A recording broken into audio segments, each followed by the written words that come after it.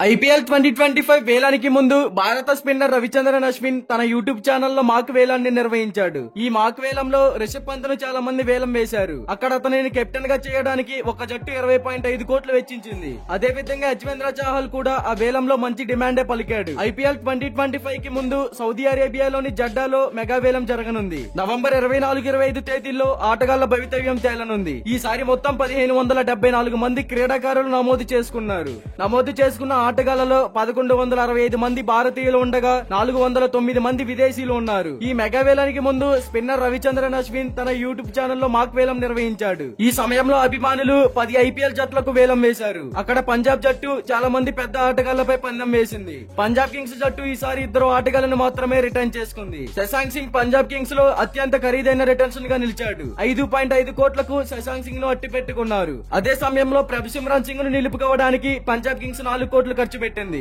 అయితే పంజాబ్ కింగ్స్ జట్టు ఇప్పుడు 110.5 కోట్లతో వేలంలోకి ప్రవేశించనుంది. ఈ పర్సు వాల్యూని ఇతర జట్లతో పోలిస్తే చాలా ఎక్కువ. ఇలాంటి పరిస్థితుల్లో అశ్వన్ నిర్వహించిన మాక్ వేలంలో కూడా పంజాబ్ జట్టు తన పర్సును పూర్తిగా సద్వినియోగం చేసుకుంది. దీంతో అక్కడ ఉన్న పంజాబ్ టీం రిషబ్ పంత్ ను భారీగా వేలం వేశారు. ఐపీఎల్ 2025 కోసం రిషబ్ పంత్ ను ఢిల్లీ జట్టు రిటర్న్ చేయలేదు. దీంతో రిషబ్ పంత్ వేలంలోకి వచ్చాడు. మెగా వేలంలో పంత్ కు మంచి డిమాండ్ వస్తుందని అందరూ భావిస్తున్నారు. అశ్విన్ నిర్వహించిన మాక్ వేలంలో కూడా అలాంటిదే కనిపించింది. రిషబ్ పంత్ పై జూదమాడిన అన్ని జట్లు 20.5 కోట్లు చెల్లించి పంజాబ్ పై సంతకాలు చేశాయి. భారత ఫాస్ట్ బౌలర్ హర్షదీప్ సింగ్ పై కూడా పెద్ద బిడ్డే ఉంది. పంజాబ్ అతని రైట్ టు మ్యాచ్ కార్డు ఉపయోగించింది. 13.5 కోట్లకు కొనుగోలు చేసింది. అయితే ఈ మాక్ వేలంలో ఫ్యాబ్ డు ప్లెసిస్ కూడా పంజాబ్ జట్టులో భాగమయ్యాడు. ఫ్యాబ్ డు ప్లెసిస్ ను 5.5 కోట్లకు పంజాబ్ కొనుగోలు చేసింది. అదే సమయంలో గ్లెన్ మ్యాక్స్వెల్ కోసం జట్ల మధ్య యుద్ధం జరిగింది. చివరికి పంజాబ్ కింగ్స్ అతనిని 9.5 కోట్లు చెల్లించి తమ జట్టులోకి చేర్చుకుంది. పంజాబ్ జట్టు రైట్ టు మ్యాచ్ కార్డును ఉపయోగించి ఫాస్ట్ బౌలర్ కగిసో రబాడాను కూడా తమ జట్టులో ఉంచుకుంది. దీనికోసం వారు 10 కోట్లు ఖర్చు చేయాల్సి వచ్చింది.